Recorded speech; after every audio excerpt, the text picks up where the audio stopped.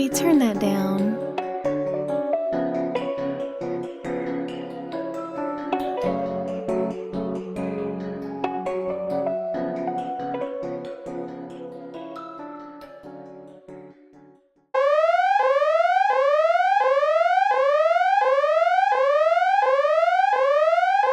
So I have the pleasure of introducing this next speaker, dynamic speaker, might I add.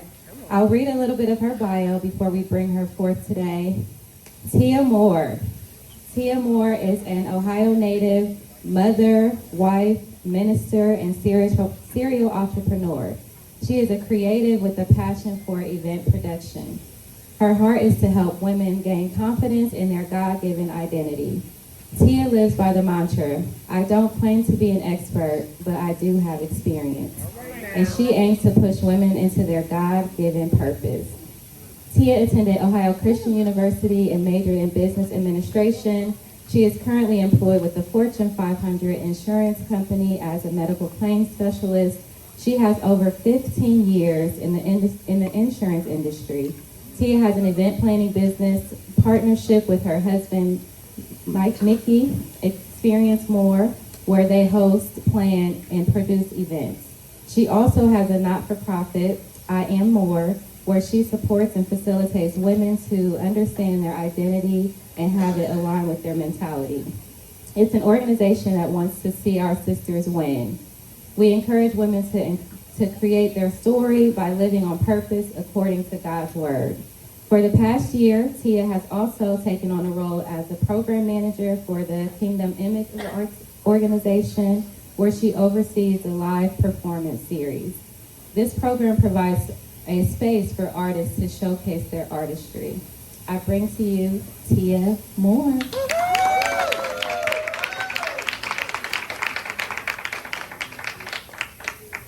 Y'all should try to make me sound like I was somebody. I mean, I know, but how y'all doing? Good. Y'all, when Kay asked me to do this inside, I said no. But God was like, yes, you will.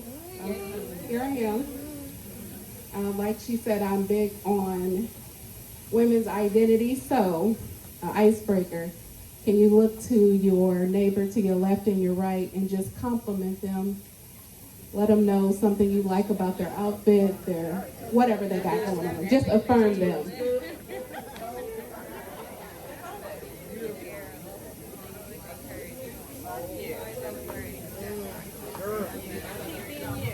Okay, ladies, I'm going to share a little bit of my story that I have not shared ever.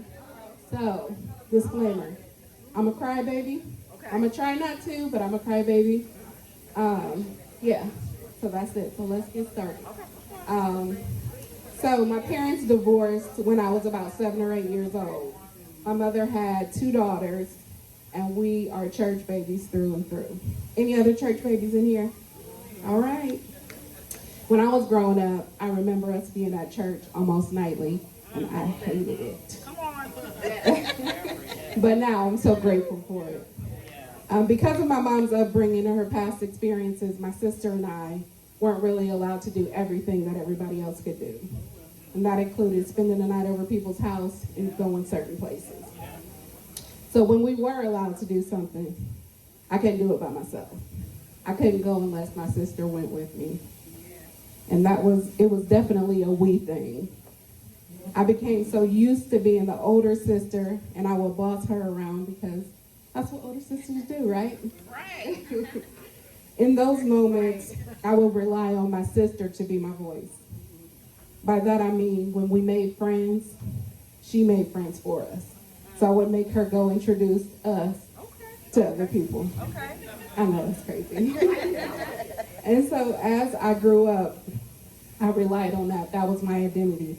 I didn't have a voice at all. I was her sister. So fast forward to after high school, I met a man, y'all. And he was 6 years older than me. And we started dating. Everything was great, of course, you know, the honeymoon phase. Flowers, all-day phone calls, gifts, compliments, all the things. Baby, I thought I was grown because my man was grown. And I did all that I was grown enough to do. We spent our days together, and of course those days turned into nights.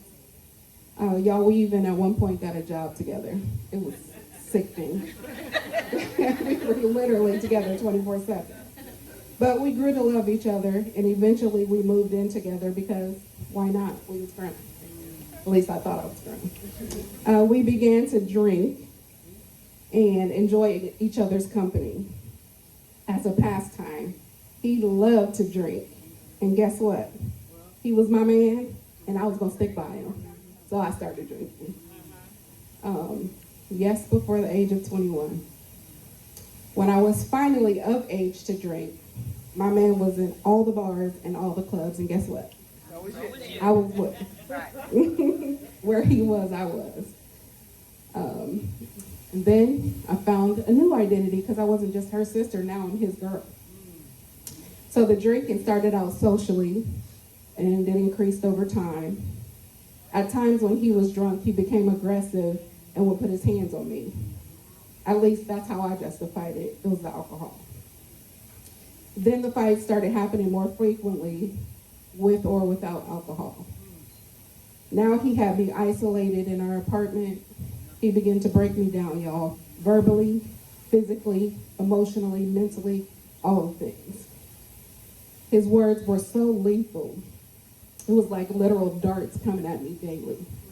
And I didn't have anybody. I was by myself. I ain't crying yet. I might sound like that. I'm still with you. His favorite saying to me was, "You can be replaced." Anything I did, you could be replaced. At first, it didn't faze me because my delusion told me that we were fighting, and he was fighting me because he loved me, and it wasn't like he was beating me up because I was fighting back. But never mind the fact that he was a whole man, and the fights always started and ended with him. Then the unthinkable happened, y'all. I got pregnant. The words and the abuse hit even harder. Since my identity was being his girl, I couldn't leave now. Now we were starting our family. So no one in my family knew about the abuse, not even my closest friends. Because one thing about me, I knew how to conceal. My bruises and black eyes were masked by makeup and lies that I would tell myself. I had to tiptoe around him to boost his ego, to make sure I did everything that I was supposed to do as his girl. I had become a master of portraying perfection. On the outside, we appeared to be relationship goals. I knew how to hide who I was and what I felt deep down inside. Y'all, my voice was gone. Our friend group would even boast and brag about us, talking about how they wanted to be us. And I just would think, how? How can y'all not see what's going on? But after baby one, I had another one 3 years later. Even with 2 boys, I was still enduring all manner of abuse. It was a trauma overload. I didn't really know about postpartum back then, but everybody attributed it to that. My house was a shamble. But on the outside, I still presented well. I kept my persona up. You would never know what was going on. Due to my upbringing, I always prayed. So I always had that relationship with God. So I used to pray these prayers like, Lord, please fix us, save us, let us just live happily ever after. I can remember there would be times when the kids were asleep, I would be sitting in the living room, listening to gospel music and sipping on my signature drink, rum and coke. My aunt gave me some words of wisdom that just stuck with me. She told me that if I could save myself, I wouldn't need a savior. So there was no point in trying to hide the alcohol from them. Now that I was a mother of 2 boys, my drinking has slowed down. Let me be clear. It never got to where his was, but I knew that I was raising 2 young men, so something had to change. By the age of 23, my outlook and my mindset was totally different.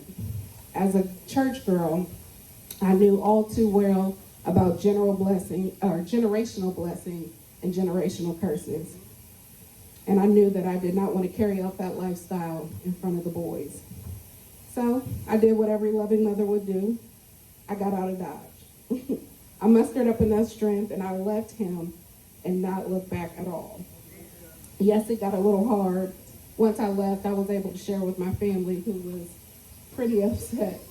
But I thank God for my family through that time. The only time he wanted to see the kids or be a father was if he could get to me. So I did it with the help of my family. So being alone, having solitude and family helped me get to know me. That's where I found my peace. Y'all, I literally found peace in being a mother. And that's crazy, because who does that? I didn't know, I didn't allow motherhood to become my identity. My identity was no longer being her sister, his girl, or even their mom. I took some time to actually allow God to reveal me to me. He began to tell me that I am his beloved daughter first, that I am fearfully and wonderfully made. He told me that if my ways please him, he will give me the desires of my heart. He told me that all things work together for the good of those who love him and who are called according to his purpose. He assured me that in him there is no lack and there is nothing missing. He told me that he knew me before he put me in my mother's womb. And also he told me that there is more. There is more for me. I allowed him to rewrite my story. He gave me my voice back. My identity was in him now. And I understood that I don't have to believe the lies of man, because I was born with the purpose and on purpose. With my newfound confidence, not only in who I am, but who God says I am, I was able to do some great things.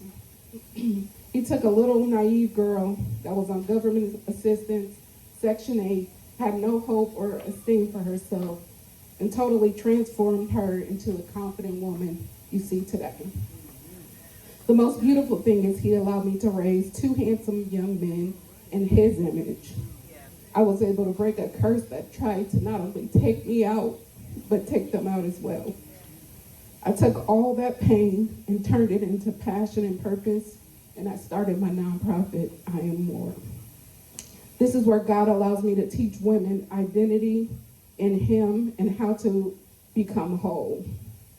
I help them navigate through their journey of self-discovery by realizing their current chapter is not the end of their story. And I find peace in the voice that that had been suppressed all those years. My peace lies in knowing that God took my fragmented pieces and put them back together. He made me whole.